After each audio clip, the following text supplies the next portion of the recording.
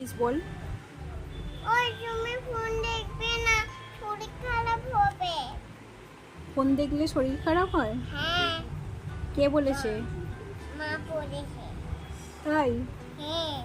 তুই ফোন দেখিস? না, ফোন দেখে না। আমি ফোন দেখি। আমি ফোন দেখি।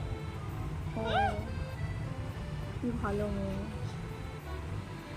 কি করছিস এটা? এটা আমি নং করছি। ও, ফোন দেখবি না?